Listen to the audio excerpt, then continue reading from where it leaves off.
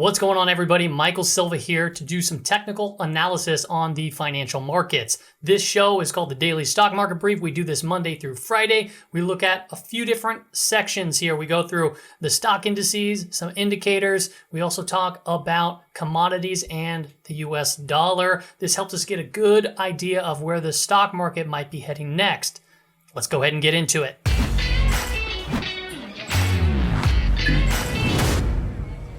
All right, welcome back. The first section we're going to be covering is the indices. Now, all the timestamps are linked in the description as well as a pinned comment, and all these charts are available as well in the description if you want to pull them up on your own computer. If you want to follow me on Instagram and Twitter, please do so. I post intraday alerts there and also some other stuff, and I plan on creating more content here in the near future for those platforms. The first index that we will be covering is the S&P 500 on the daily time frame. And I just kind of wanted to point out, we were talking about these overextension indicators and we had a couple days of pulling back. Now, we happened to fill two gaps. Now, when we fill gaps, it's likely to see somewhat of a bounce. And today we had this big gap down and filled a gap, and then we started moving higher throughout the day. This looks like the market is showing some strength. Very interesting. We captured the 5 EMA, but we once again landed right on it. So, it's just odd and quite a coincidence that took place. Now, if we get some follow through, awesome. If we don't, it is what it is, but it is likely to see a bounce from these points.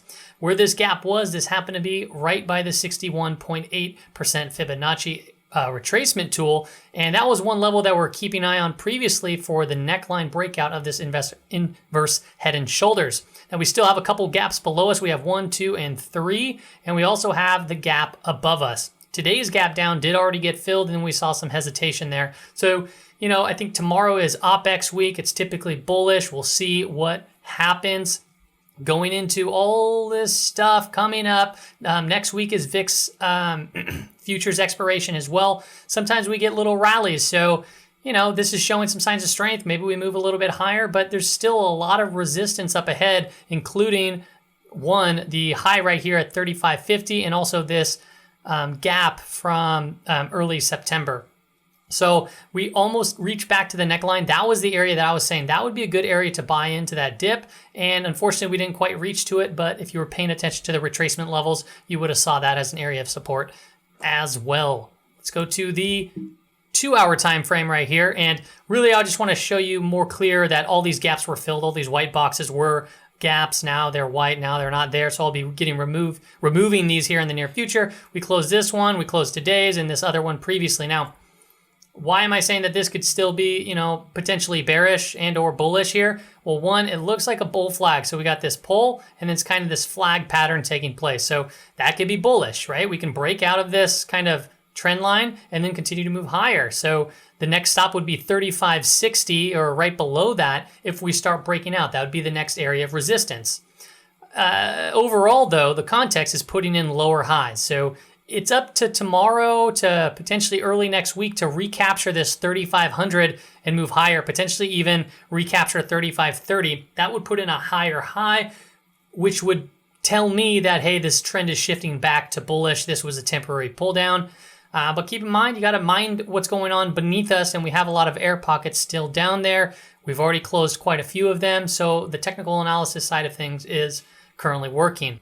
On the VIX is showing a nice inverted hammer right here. We moved up. Now we might be potentially sinking, but overall, we have just been within this pinned kind of channel from, 25 to basically 30. We've kind of stretched in and out of it just a little bit, but it's really been just going sideways. Overall, I'm looking at this as an inverse head and shoulders. And if this does hold true, watch out because there's going to be a big spike to the upside. Here's the NASDAQ 100. I really just wanted to point out how many gaps are in the NASDAQ 100 right now. So obviously, this inverse head and shoulders broke out, just a monster move to the upside. We were saying, okay, this looks overextended. We got the pullbacks, and look at where the price closed.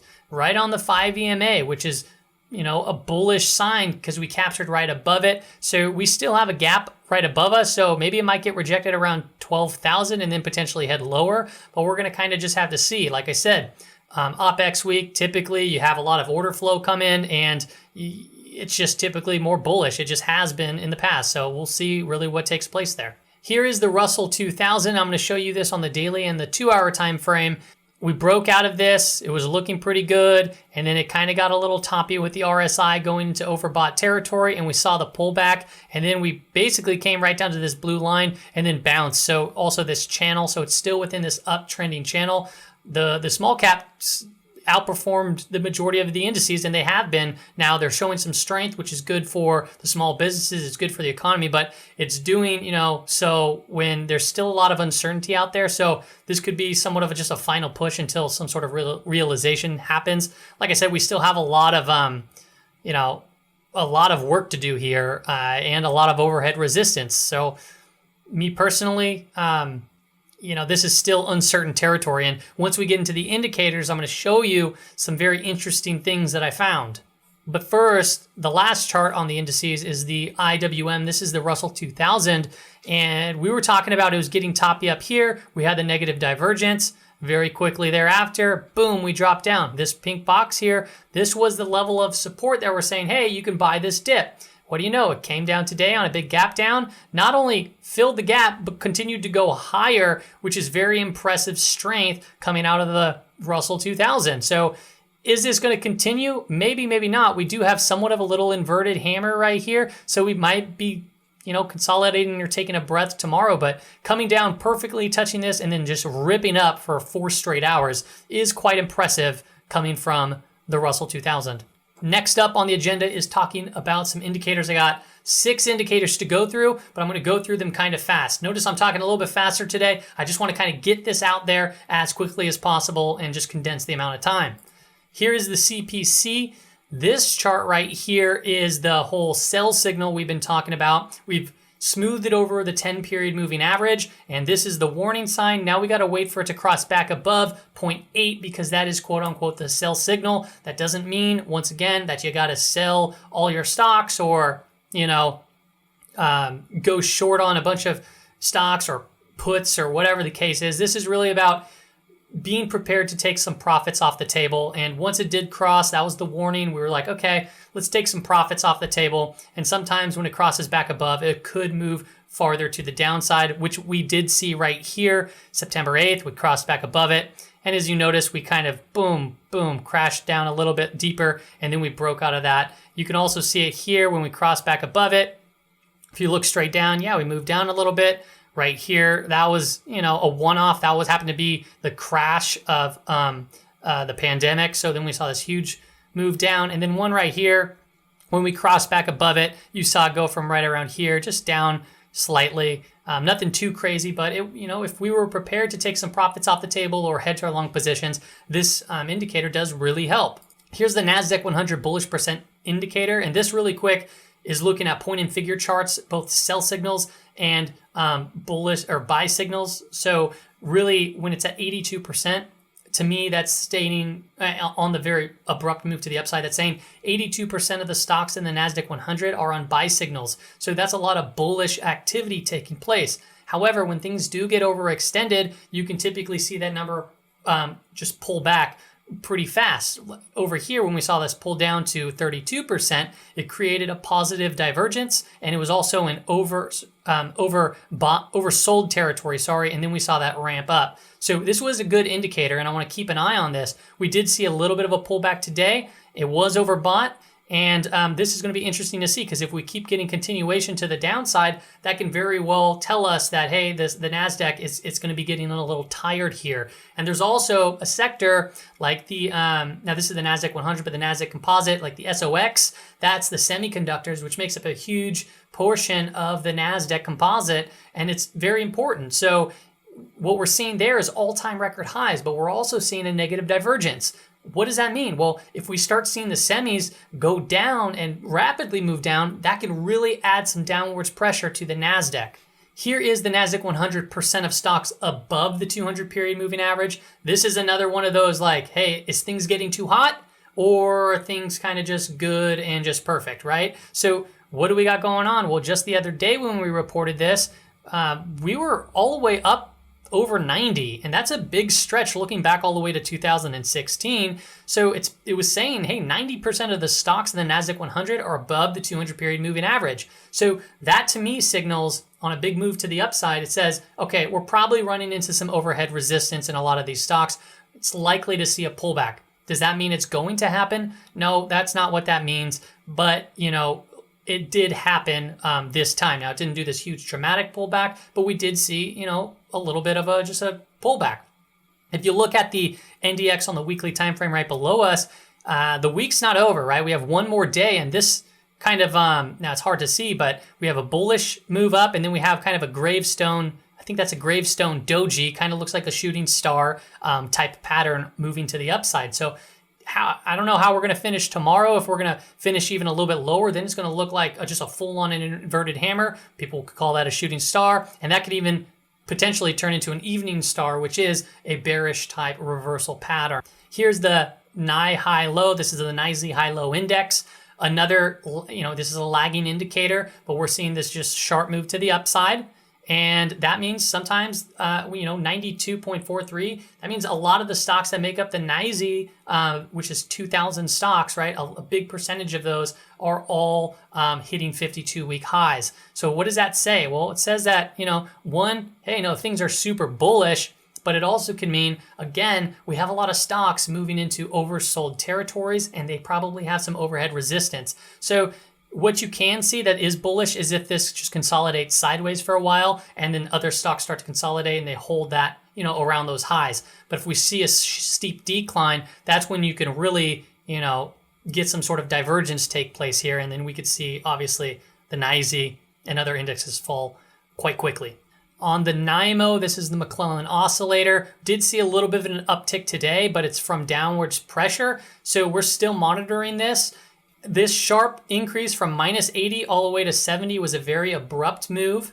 And if you see an abrupt move and then you see a fast decline back into a negative breath, that is quite bearish for the markets. However, like we saw this big steep decline and sharp increase, and then it kind of held above there for quite some time, that was obviously more bullish. So we got to pay attention to this. If we start seeing a spike to the downside, it could be very similar to what we saw in 2018, where we saw this spike up to the upside, then it went to negative breath, and then it kind of tracked sideways. But as you can see, boom, we went lower. So something to be careful for. Now let's go look at the last indicator that I've probably shown before, but let me walk you kind of through my thought process here. This right here is the monthly CPCE. So I showed you the CPC, which is taking the equity side of things, which is like retail traders, and then the index, which is like institutions using, for hedges and stuff like that. So this is the CPCE. This is the equity side. This tells us what retail, the retail traders are doing. And when it's below 1, that means, we're bullish, in quick, easy terms. When it's above 1, that means, hey, they're bearish. So really, retail traders are typically always bullish here in the options market. So you can see it typically floating below 1. However, this is on the monthly time frame. And what I did and what I wanted to show you was this is dating back, since this indicator was really developed. We have it at late 2003 all the way till 2021. So a huge time frame. And you can see only 1, 2, 3, 4 times in history has the monthly CPCE reached to this level. Now, if you go into different time frames, that's not always the case, but on the monthly time frame, this is what I wanted to point out. First off, if you go back here, what I'm looking at, these pink boxes are 5-month time frames. So it goes from 5 months from the start where it hit that line, then 5 months out. And what I've noticed when I do this, one, it does quite a big swing. Now, it doesn't mean that the market fell a full 7.3, 20, 17%, or even 10%. What that means is from that month, as soon as the indicator hit that level, and 5 months later, we saw this swing from a high to a low at some point. That doesn't mean that it closed there, but what I want to point out is volatility really picks up when it reaches these levels. Now, back here in 2005, these are all right around the start of a new year. So you can see 05, 08, right after 2010, and now we're coming in this 5 months would last into 2021. So, something to pay attention to. But what we saw was from here in late 2004 to early 2005, those 5 months, we saw go from a high to a low, a total swing of down 7.31%. And, it recovered slightly. As you can see, we came down and then we went up. In 2007 to early 2008, we saw a swing from the high to the low in those 5 months of down 20.83%. That was actually very interesting because then we saw the bounce up, a little bit of a recover, which gave some hope, but then we had the financial crisis, and that brought obviously the market a lot lower. In just early 2010, for 5 months, we saw from a high to a low a swing of 17.35%. So quite volatile swings within a short period of time. Now we're looking at this. We reached there in August, and what do we got going on? Well, in September, we reached a high and a low. So all in the month of September, it went from a high to a low, which was a minus 10.5% swing when you measure from the top to the bottom. Now we've obviously recovered a little bit, but this is just to give you an idea like, hey, when this happens, one, it's very rare, and then two, volatility really picks up. So we're also right now at a point in time when we look at the S&P 500, we're coming into a high level of resistance. We've already swung this amount and we're still down here, which is saying to me like, hey, the whole market sentiment right now is extremely bullish, but yet we have overhead resistance. We have a lot of market uncertainty. This is why I've been trying to say, let's pump the brakes. Let's let's move more risk off right now, because it doesn't even feel right if the market kept on climbing. There still seems like there's something out there that can really just in a flick of the wrist, just wipe a portfolio out. So you need to be very, very careful in these times. Here's the commodities section. Got 3 more charts to go through. Let's hop into it. This is the gold. And what we're looking at right now is, we saw a little bit of a strength today. It pulled back and now we're seeing a little bit of a bounce, got right back above this trend line. To me, this is still, like I said, I've been saying, it looks like it's building in some higher lows, but it's still coming down from this kind of downtrend. So we would still need to recapture the 50 period and start moving higher. Right now, this does not look great to me.